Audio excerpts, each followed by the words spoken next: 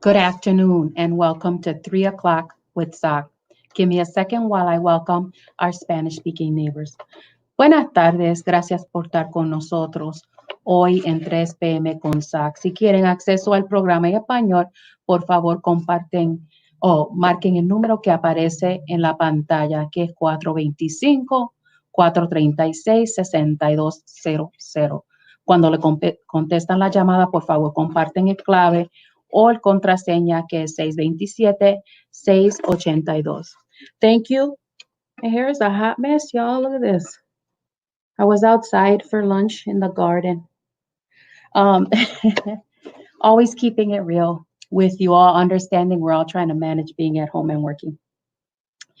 Anyway, my name is Tammy Rivera. I'm the executive director and lead organizer for Southside Organizing Center, SOC, or SOC. We continue to be here for you since the beginning of the pandemic in all the ways we always have been. You can call us at 672-8090. You can email us at soc@socmilwaukee.org. And you can go to our website at www.socmilwaukee.org. We have a whole page there, keep telling you all, dedicated to information, resources, and ways you can take action in relation to the pandemic, COVID-19 or coronavirus. And so please take advantage of that. That continues to be evolve and be added to. We have a great guest today. I want to share with you what's coming up this week so that you know what's coming up and you want to come back and spend some time with us. And then I'll introduce our guest. We will have the Office of Violence Prevention with us, great partner with us, and we want to bring you their expertise and their observations, their programs and resources. And then Dr. Rob Smith, professor at Marquette University and the director for the Center on Urban Research, Teaching, and Outreach, will be back with us. And a slew of other folks, State Representative Marisabel Cabrera, all these folks, we're just trying to finalize schedules, as you can imagine. And so we want to make sure you don't miss out on that. We have a special promotion going on that Marisol will talk to you a little more in later in the afternoon. But since our graduates didn't get to walk and lost out on some of the celebration of their accomplishments, we want to help do that as well. We want to make sure that graduates count this year in particular and with the census. So please participate in our drawing. You can do so by sending us one or more photos of your graduate and confirming that you all have completed the census. So you can screenshot that it's done. If you already did it, you can go in there and it'll tell you already completed. You can take a picture of you all working on it together. And that could be your graduate in their cap and gown or just in their outfit they bought for graduation. However creative you want to be, we just want to see your graduate, and we want to make sure that that you did the census. So please submit that. You can do so at soc@socmilwaukee.org, and you get entered into a drawing for a $50 gift card. What a nice gift for your graduate this year in particular. And then, as promised yesterday, we have a survey for our near South Side residents, not to exclude the rest of you folks, but since our district is South Side, we want to make sure that no one is creating a narrative for the South Side residents, because there's a lot of people speaking for, and we have some different thoughts. So we've created a survey. And so residents in our district is from Pierce Street to Oklahoma, from First Street to Miller Parkway, can fill out this survey. Why would this be beneficial? You get to weigh in on what you think Chief Morales has done in his time of service here. What are your thoughts about the way he has led the police department? Good, better, and different. We just want to make a space for your voice. So there are questions there like overall, what do you think? What do you think are his top assets, things he's done well, and things he needs to improve on. And we've included the categories that the Fire and Police Commission, which are his supervisors, have created for you to give feedback. It's super easy to do. Tested it. It takes less than 6 minutes. What's nice about it is you can give your feedback directly to the FPC. And those of you outside of our district, please do so. You can go right to FPC at Milwaukee.gov and give your input. But our residents, what's nice about it is sometimes people have fear that if they speak out and they're identified, there'll be some retaliation. So if you fill out our survey, and our goal is to have 100 of them done by Thursday at 12 noon. So you don't have a lot of time, but it doesn't take a lot of time. If you fill out our survey, we're going to put all the answers together as one, so everybody has confidentiality. Myself and my assessment staff, Edith, are the only two people who are going to see your name and address. Why? Because we need to verify you live on the south side. Because again, we don't want other interested parties speaking for residents, people who live on the south side. So please do fill it out, and then we're going to put it all together and send it off to the FPC as they review Chief Morales.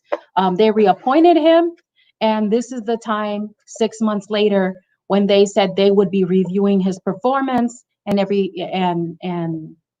so then we'll give the feedback by the 12th. They make a review by the 16th. So please do that. We're here for you. Want to make sure you get to have your voice heard. As I've shared in every program as well, a disclaimer: not everything that is spoken on the program is a reflection of what SOC holds to be that SOC can sign off on.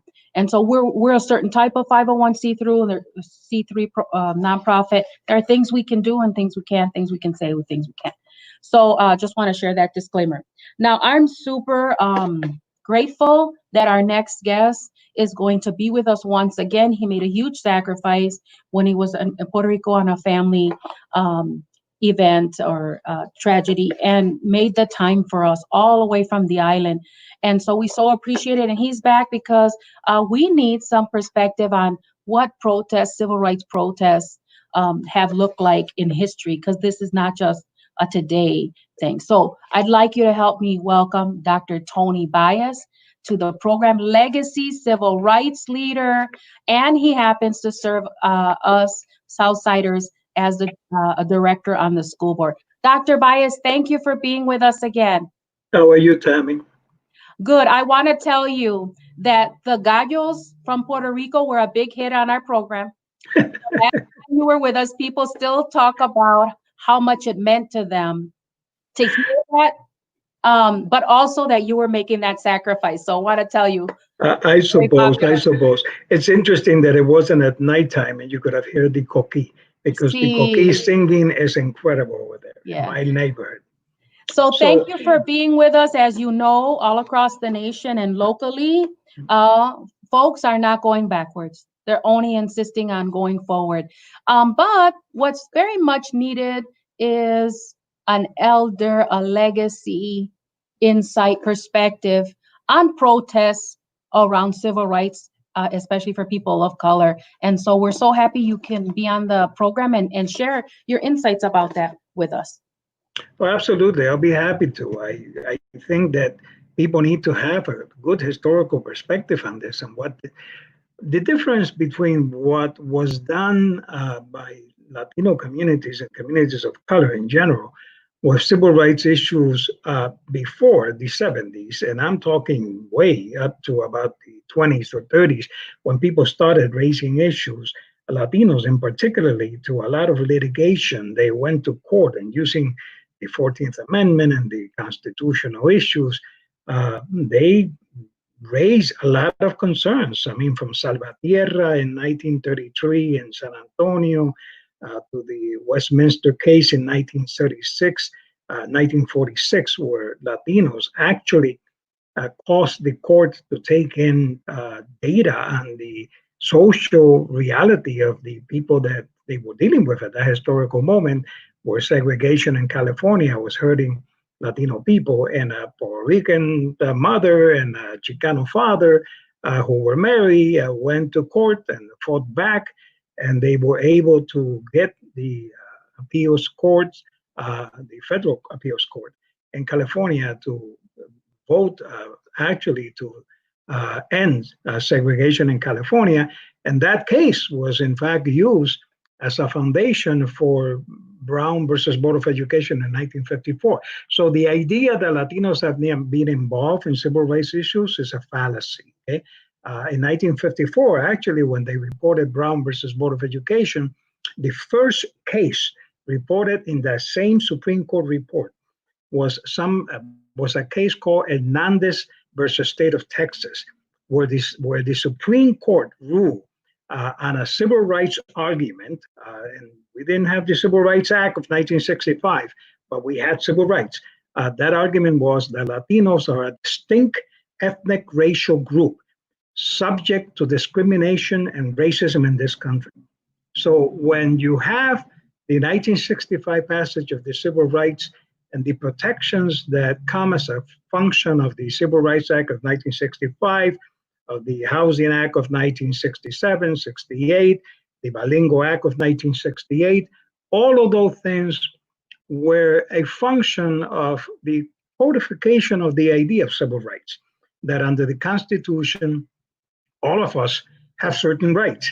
And those rights, in order to make democracy better, have to be adhered to. People need to hear that. Tienen que darle valor a eso, ¿verdad? And so what happens is that we have all these protections that come as a function of that. So before the 1970s, these protections under civil rights laws and under court orders and all of that were very important. And they continue to be very, very important, because we need to continue to make sure that in districts and communities all over this country where there is a resistance to the idea of making life better for people of color, that these rights be respected, whether they be voting rights, whether they be housing rights, whether they be educational rights. Those protections are important. But there is a big difference between what happened as a function of that and those protections, and I think what is happening today with the people going to the streets and making very serious accusations about the fact that in spite of all of that, in spite of all that history, governments have found a way around it, a way of defrauding people from voting, of making sure that they get the minimal in terms of bilingual education, that courts have been throwing out desegregation orders all over this country. Police unions have been horrible, really, at making sure that they take to the minimum any civil rights winnings that people have had in terms of how this militaristic and this idea of training policemen as killers, really, has been evolving throughout the years, and they have been suppressing a lot of those rights. So people have to keep on going back to court and keep on trying to get those rights, reaffirmed, et cetera, et cetera. So in spite of everything that we did in the 60s or the 70s, the number of Black people that have been killed in this country is horrible, okay? And they continue to do that. Racism continues to be very at the center of the formula of discrimination in this country. Nobody can deny that. And that racism is supported, and it's sort of like implementation by the police, by government, especially when government is controlled by people that find ways of taking the old tradition of subjecting African Americans and turning that now into a way of making sure that they control that population. So I think there is a difference, okay? And so, Dr. Baez, some folks and critics are saying it's not necessary to protest, that people should work through their elected officials, or that people should, find other vehicles to meet their needs. Can you talk to us about the importance that mass protest has had in change? Absolutely. Look, uh, I look at this, holistically. I look at this internationally, and I have seen what has happened in Latin America, and the role that media plays in this country in suppressing our knowing and our understanding of what's happening in Latin America. I mean, the demonstrations in Chile of over 1 million people demonstrating in places like Buenos Aires, in places like Brazil and Colombia and others. Media here has suppressed that, has dismissed that, hasn't talked about that. The protests in Puerto Rico, people found out minimally through media because there is a control of that message of protest, that necessity that people have to continue to go to the streets and argue that the implementation of those civil rights protections is not enough. It hasn't been enough. It has been suppressed. Laws and everything have made that almost difficult to do. So protests are extremely necessary. It happened that in Puerto Rico, where I come from, protests brought down the governor of the island. That hasn't happened here. I mean, the protests in this country have been mild, very mild in comparison to what has gone on in the rest of the world. France, Europe, Spain. The protests in Spain are huge, okay?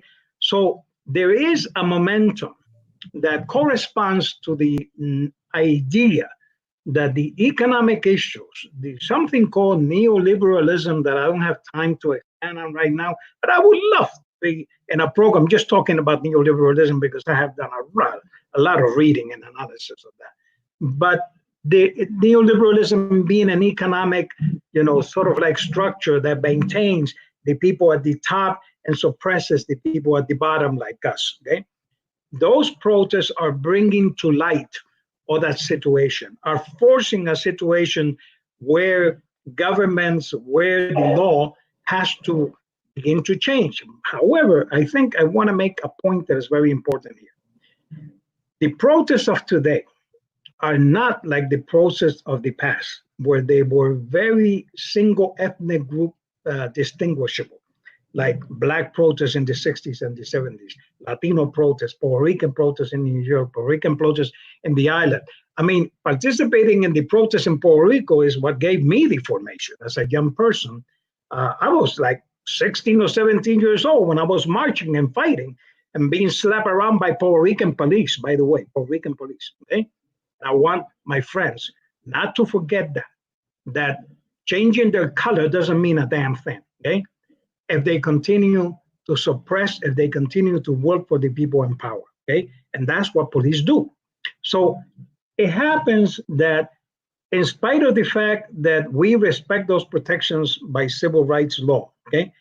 The protests of today have to continue to keep pushing that the issue of racism in this country far exceeds those civil rights gains, okay? That has not changed.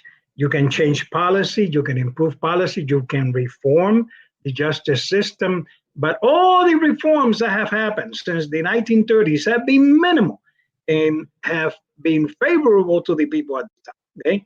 So how do we change that? I think that these young people that are going to the streets now, like we young people did in the 1960s and 70s, okay?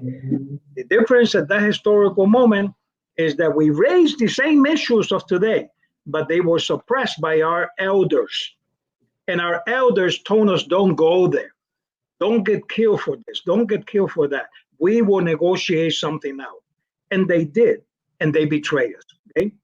We cannot have the elders of today, those people that pretend that they know what to do and that are respectful of those officers of the law and respectful of government, etc., to tell the young people of today, you need to, put a sock in your mouth and be careful because we will negotiate for you. So who's at the table, really? Already, the mayor of Milwaukee puts together a commission, and it's the same folks as always, okay? And the police union, and Morales and everybody else will be in that commission to address this issue like if it was a civil rights violation that only has to do with the justice system. That is a big lie.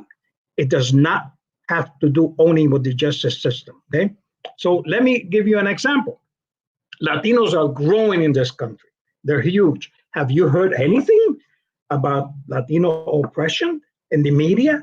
Have you heard anything about the fact that even though we are the largest ethnic group in the country and more people that are Latinos that are going to vote in this November election, and African Americans will, okay? So we are totally being dismissed like if we don't exist, okay? And it's all being treated as was something that people are asking for better improvements of how the police treat people, okay? I disagree. I think that the number of people that have died in meatpacking companies who are Latinos by and large, the number of people who have died at the border, the number of people that are dying in Latino streets all over this country and in Puerto Rico, okay, have, are folks that need to be heard, the folks that march for them and demonstrate for them, the Joe Acevedo family here, etc., they constitute a young population that today is saying we got to go beyond these little reforms. Okay, so when you take all of those things, climate change, when you take the virus deaths that have been caused by the very inequalities that existed already, okay, those inequalities have been magnified as a function of coronavirus, but they have also been magnified as a function of these protests. So I think that we have an obligation to make sure that young voices are heard, that they are at the table, that young voices constitute a significant sector in enforcing anti-racism rules and laws, that we dismantle where we need to. Police departments, I'm not holding back on that. There are different ways of providing safety and security in our communities, okay? And I am totally of the idea that we have to go way beyond civil rights in doing this, okay? Civil rights protections are there. We don't need to reaffirm what we already did, okay? What we already had. What we need is new systems, new structures, new directions that incorporate the inclusiveness of multiculturality in America, and is not reduced to just one ethnic group suffering the consequences of police brutality, okay, which is what media is trying to do, what our elders are trying to do. So I'm not minimizing the fact that African Americans have been the victims of great suffering in this country. I want to make clear that I am totally, for Black Lives Matter, okay? That's not the issue. The issue is that beyond that, okay, racism affects all of us. Racism has a way to affect inequality. Inequality affects all people of color and poor whites, okay? And what we are dealing with right now, and I say this very candidly, is a capitalist system that continues to promote the ideas that we can do a little tweaking and improve, capitalism, the markets in America and democracy in America, while the people that continue to be elected and be at the top continue the idea that, if we do it that way, it will be best for democracy. No, it's going to be best for the people at the top, not the people at the bottom. The unemployment rates, the economic issues that we're dealing with right now are a magnification, an amplituding of the very inequalities that existed before coronavirus and before the death of George Floyd. Agreed, Dr. Baez. A couple of things I want to lift up that you said that we've been talking about recently. Many times when I've had to give testimony at City Hall, I keep saying this color brown is invisible here. And so I hear you saying that the Latino X community is invisible. And also, I know because we've had such a long relationship all of my life since I was a preteen, I've followed your leadership and have been around the work that you do, is that folks try to speak for us. And oftentimes, that's another message I'm hearing you say, oftentimes, folks who don't live here on the South Side if it's a South Side issue, and folks who don't have lived experience, or what we call in the Latino IX community, interesados, folks that are interested in who were Republican into the last election, okay? and who have a self-interest and don't have a following. So, they're leaders, but there's nobody's following. But also there's self-interest, and that's about their own branding and cash collecting, etc. And also you mentioned something we're super experiencing right now, because I happen to serve on that collaborative community committee, the work that went on about law enforcement reform after Department of Justice, which is when folks get kickback because of protests, they bunker in and try to problem solve internally. So that's why you have the mayor creating a commission and talking with staff, government staff, and excluding the very people who have the solutions and who are asking for the change. And again, trying to be circular to control that. And I'm so glad you said young voices, because that's what we're seeing right now, especially locally and in the nation, which is young folks have always led in presence and in sacrifice. And the difference that's beautiful now is how diverse these demonstrations. And let's not forget, look, I was what, about 18 or 19 years old when I was part of a civil rights movement that threw me into a situation where I don't know where the heck I was in, okay? All I know is that my passion as a young person helped me to continue doing the things I did. And so it happened that in Milwaukee, all of us who were involved in the civil rights movement at that time in the 60s and the 70s were very young, okay? The first time I spoke before the Milwaukee Public School, I was like 22 years old, okay?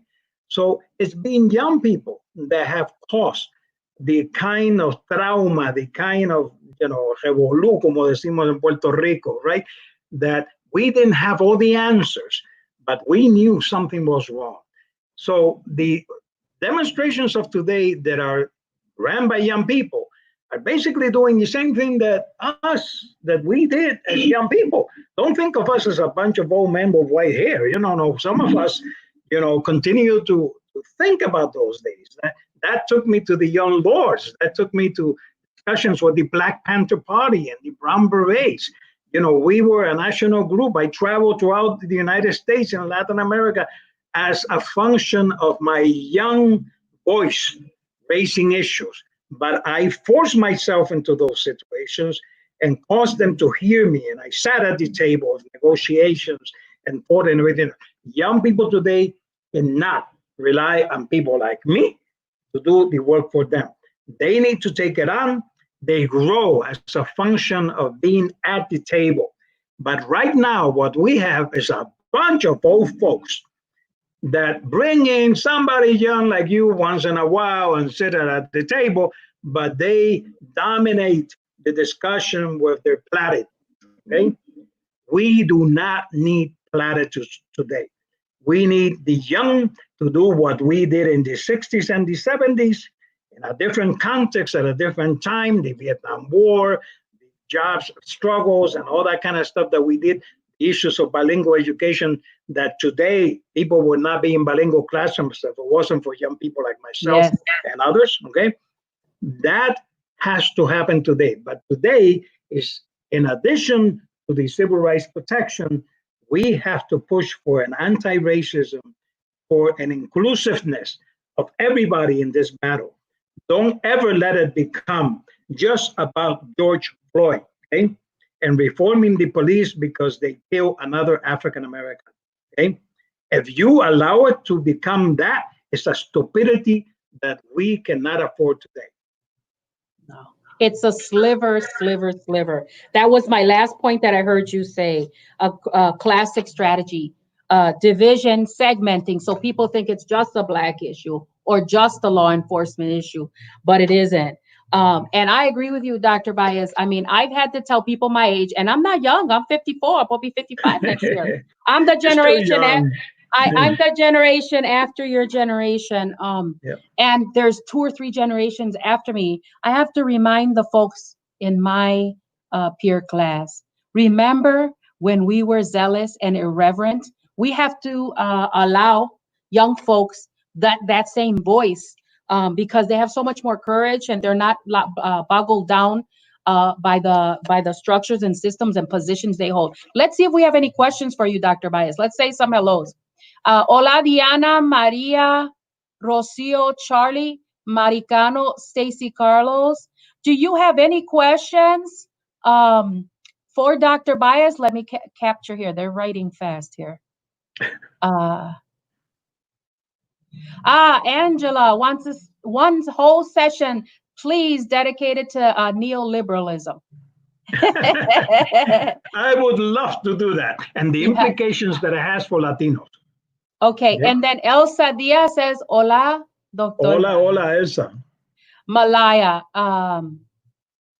Drea, agreed. Black and brown are divided by the dollar too much, and it's to the benefit of white supremacy. Clary, I love your picture of Pedro in the background. Still young, Miss Tammy, Malaya says. Eso fue un regalo de activistas puertorriqueños en la isla. Oh, beautiful. Let's talk about maybe 2 minutes, Dr. Baez. I believe there's a component missing from our current movement, and it's the economic engine that was present during the civil rights movement of the co-ops buying from self. Can you speak a couple of minutes on that? Because that's certainly absent, at least locally, from our struggle. Absolutely. And that goes to the whole idea of neoliberalism, okay? I mean, neoliberalism really begins way in the 30s and 40s and takes, strength in the 70s. And then with Reagan and Thatcher becomes even worse. But today is an ideology that people have bought into. And there is something that we call hegemony, which means control by the media of our way of thinking, that has us dismissing the economic factors. Okay, there's a Spanish writer that says, look, during dictatorships they just used to shoot us. Okay, but now under neoliberalism and the new economic order, they just let us die. Okay, and they let us die because they pull out of the equation the economic factors like if they were not important. They are definitely important. They go to the issue of the incredible disparities of wealth in this country and the harm that is being done to suppress people working at the Walmarts and places like that in this world, where they have to then use government to provide the safety nets because they don't make enough money there to be able to do it. A lot of people uninsured in this country. The fact that the coronavirus was so disastrous in Black, Indigenous communities, Latino communities, was a function that their economic wealth was so low and they could not afford, not even Obamacare in many instances. They couldn't afford to have insurance. The largeness of the undocumented population in this country that provides wealth to the rest of the country but cannot benefit from that wealth. Those are economic issues. There are serious economic issues. And if we turn these demonstrations into only a civil rights claim, oh my God, this is so horrible that 4 cops kill an African-American man. My God, they've been killing African-Americans for a long time, okay? Kenneth Clark, the historian Kenneth Clark, who was the psychologist involved in Brown versus Topeka, recently, before he died, that was years ago, said, look, if we look at all the commissions that have been established since the beginning of the 19th century, okay, the 20th century, you see that all those commissions have basically reported the same thing, okay? And basically said the same thing, and nothing has been done.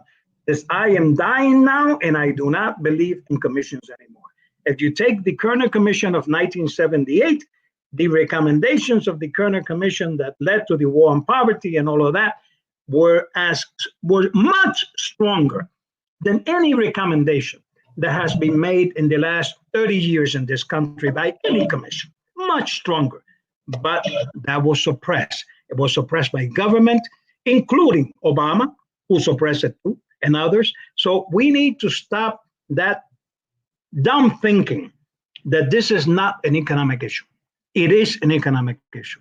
It is a civil rights issue, and it's a racist issue.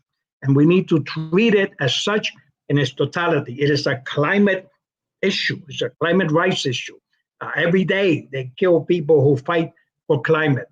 The indigenous communities in this country are suffering horribly, not only because of coronavirus, but because of inequality and what happened by economic interests that control oil and control the spilling and all of that in their reservations.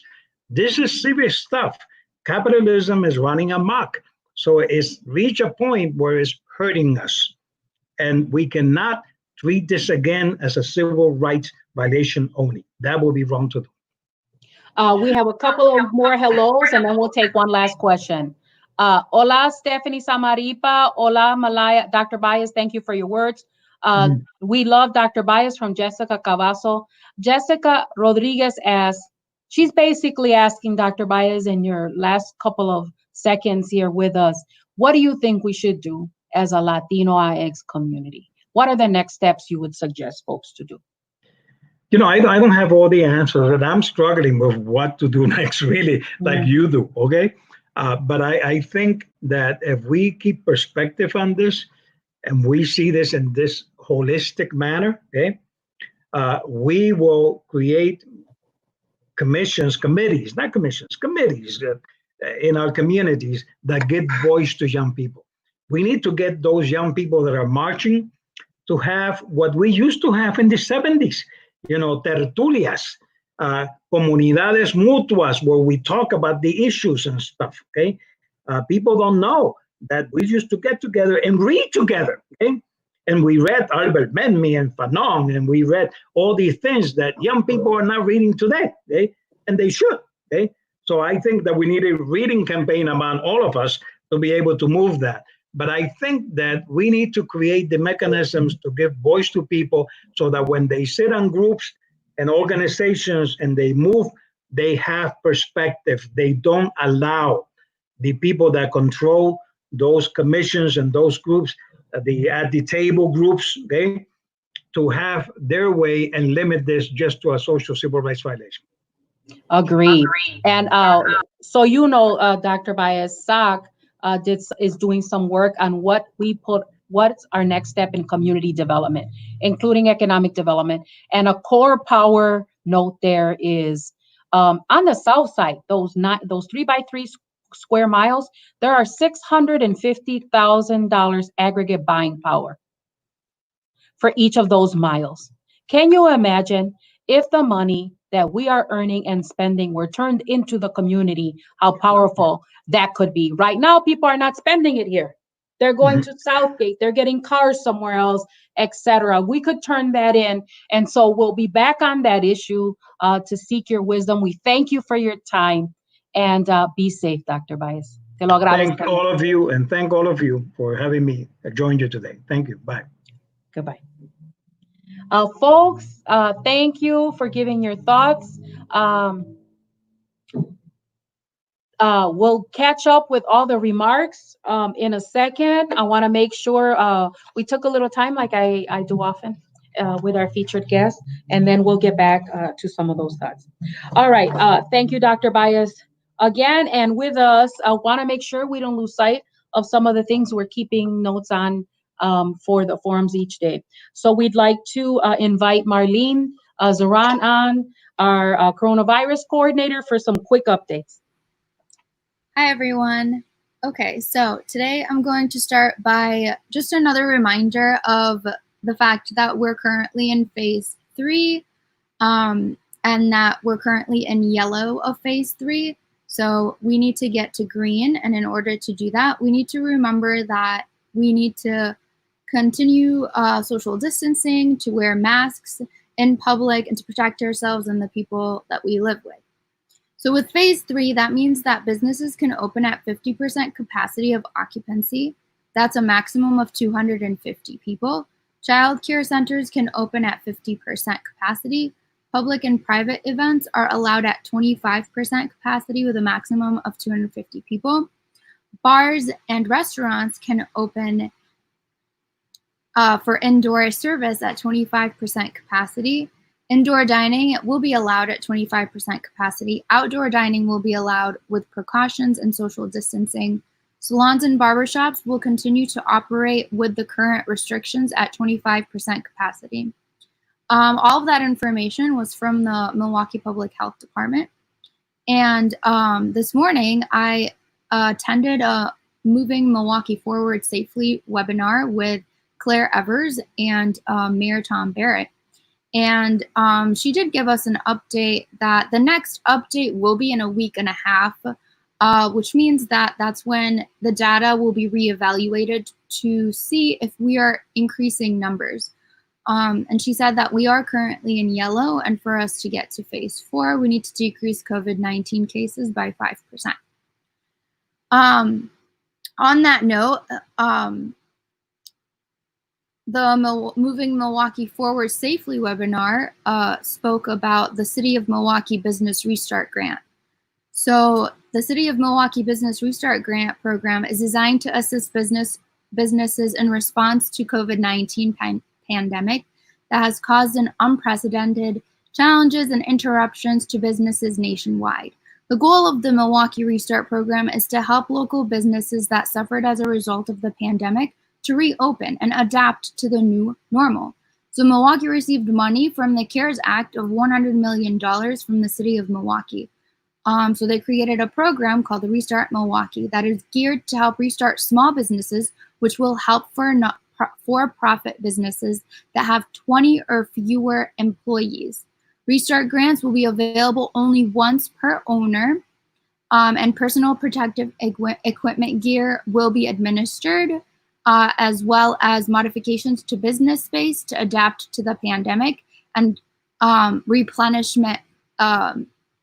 The grants will be used for replenishable, perishable inventory. So the deadline for those applications is June 12th at 5 p.m. For more information about the program and the application, it's available at city.milwaukee.gov/restart, which we will put in the comment section. Also, if you have any complaints or information on COVID-19 and resources that you would like to know more about, you can contact CEHADMIN@milwaukee.gov, which we will put in the comments. That allows individuals to place complaints on any small businesses or restaurants that they see that are not complying to any of the business requirements during COVID-19. That also reminds me to inform you that individuals that do come into restaurants need to stay at least 6 feet apart from one another. Also, the restaurants that you do attend need to have a sheet on the window or someplace within the facility that states the occupancy level that the restaurant is supposed to hold. And there's also outdoor seating that also has restrictions, but also needs to stay, each table needs to stay at least 6 feet apart from one another.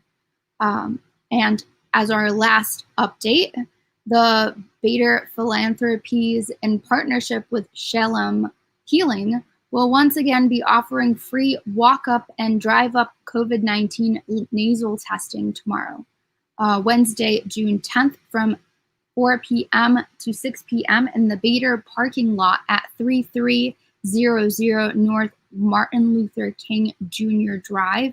Alderman Mullally A. Coggs said no appointment is needed, and those seeking a test do not need to be showing symptoms.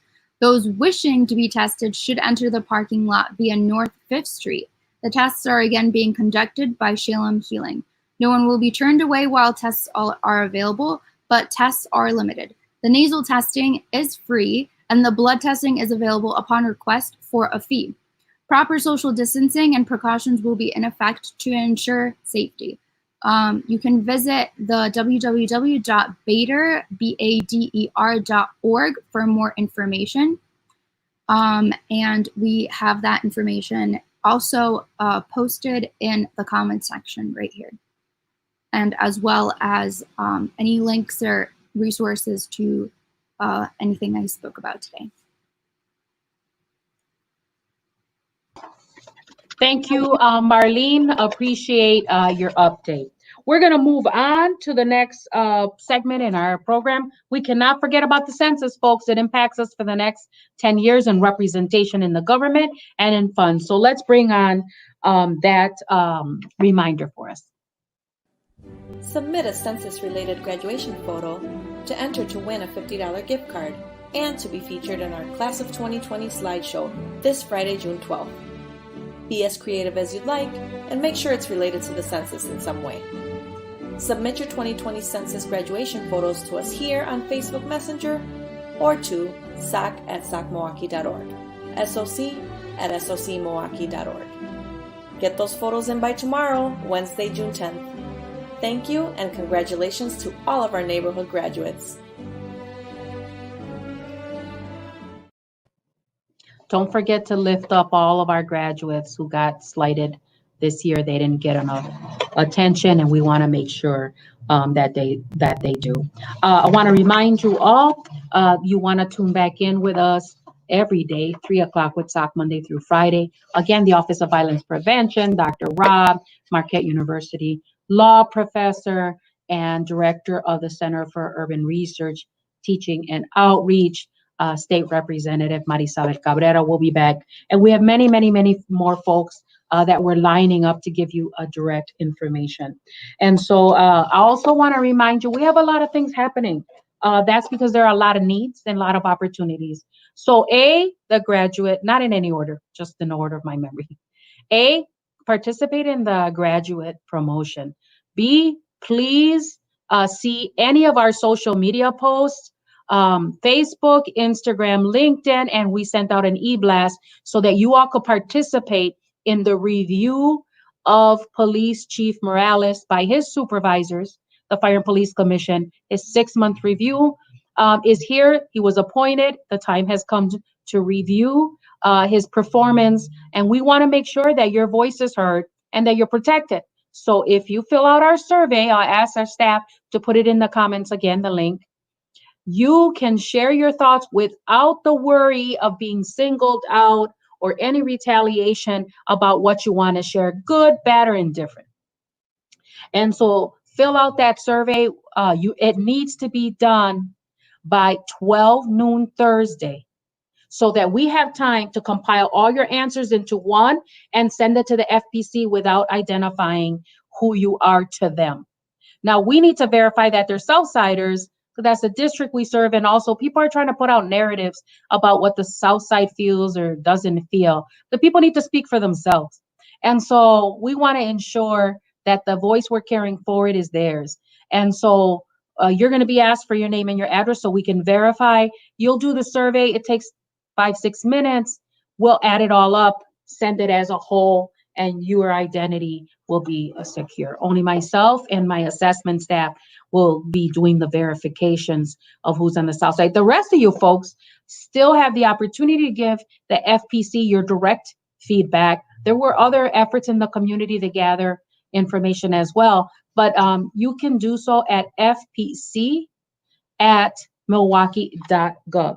Not to be left out. And then last but not least, if at all this program is of value to you, we ask for something from you. Please fill out our own survey. It only takes a couple of minutes. It just asks what was useful about the program, what you think we're doing right, what we could do better. And we need that. We need to be able to examine how we're spending so much money and time and energy on this forum. We want to do good by be good stewards of that investment. We want to meet your needs. And we have to demonstrate that to our funders. So please, that's in the live comments. It's super easy. All of that is a click, fill in, and you're gone. So please do the graduation, the Morales review, Chief of Police Morales review, and our own survey. And we ask you to be back with us tomorrow at 3 o'clock with SOC, and leave you with many thank yous for spending your time with us. Super grateful for Dr. Baez sharing his wisdom and insight and challenge even. And then we'll be back and bringing you what you tell us you need and you want. Thank you and be safe. Hello, SOC viewers. My name is Isaiah, and I'm a youth organizer for SOC. We would like to thank everyone for supporting our 3 o'clock with SOC live show and for completing our SOC surveys. In addition to thanking our residents for tuning in and sharing our show, we would like to thank the following sponsors: Wisconsin Voices, Community Development Block Grants, NEO Philanthropy State Infrastructure Fund, Movement Voter Project, Catholic Campaign of Human Development, the Zilber Foundation, City of Milwaukee Office of Violence Prevention, Tide Foundation, City of Milwaukee Promise Zones, and all the faithful individuals who support SOC through their personal donations. Thank you.